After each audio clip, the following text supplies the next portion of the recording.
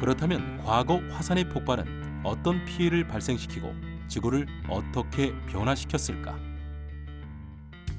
화산 폭발의 크기를 나타내는 것을 화산 폭발 지수라고 부르는데, 화산 폭발 지수는 폭발성과 화산재의 분출량, 화산재의 분출 높이에 따라 0에서 8까지 총 9단계로 나누는데, 폭발 지수가 한 단계 올라갈 때마다 분출물의 양은 10배 정도로 증가한다. 화산 폭발 지수 8에 해당하는 화산 폭발은 최근 1만 년 이내에는 일어나지 않았으며, 화산 폭발 지수 7을 기록한 화산 폭발은 946년 백두산, 1815년 인도네시아 탐보라 화산 등이 있다.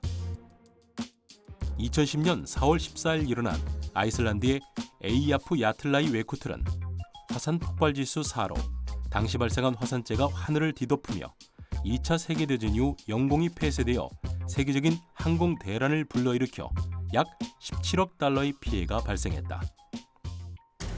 1783년 6월 8일 아이슬란드 남부 라키 화산의 폭발은 그 여파가 매우 컸다. 라키산 주변엔 25km의 땅이 갈라지고 130개 분화구에서 용암이 흘러나왔으며 수만 제곱킬로미터의 대지에 17m의 용암이 쌓였다고 전해졌다. 8개월간 지속된 화산 활동으로 분출된 화산재는 북미와 아프리카, 아시아까지 날아갔다.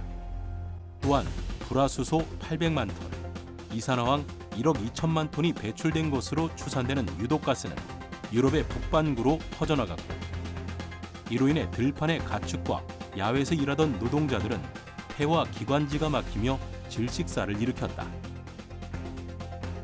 이산화황이 지상 44km 성층권으로 확산되고, 이로 인해 전 세계 연평균 기온은 5도씩가량 낮아졌으며 여름철인 6월에 북미 지역에는 50cm의 폭설이 내리는 등 이상기후가 속출했다. 이로 인해 세계적인 한파가 찾아와 유럽의 농업 수확량이 급감했으며 1784년 미국의 겨울은 지금까지 미국 역사상 최악의 혹한으로 기록되고 있다. 1815년 4월 10일에 발생한 인도네시아 숨바와 섬의 탐보라 화산 폭발은 화산 폭발 지수 7에 해당되는 인류 역사상 가장 강력한 화산 폭발 중 하나이다. 숨진 사람만 7만여 명에 달하고 화산 폭발로 인해 산 윗부분 1450m가 날아가 산의 높이가 4300m에서 2850m가 되었다. 전문가들은 이 폭발 위력을 히로시마에 투하했던 원자폭탄 17만 개가 동시에 폭발한 것과 맞먹는다 추정하기도 했다.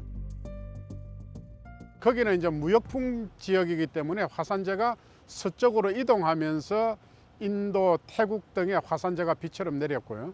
화산 활동은 인도네시아에서 있었는데 그 이듬해인 1816년이 공식적으로 여름이 없는 해였습니다. 그래서 왜 여름이 없다고 하는가 하면은 미국의 동부, 그다음에 유럽 지역에 여름에 서리가 내리고 냉해가 발생하고, 그래서 이제 농작물이 잘 안 된 거죠. 하지만 이와 반대로 지난 2022년 1월 남태평양 통가의 해저화산 훈가 통가, 훈가 하파이가 폭발할 때는 성층권으로 엄청난 양의 수증기가 유입되며 단기적인 온난화가 발생하기도 했다.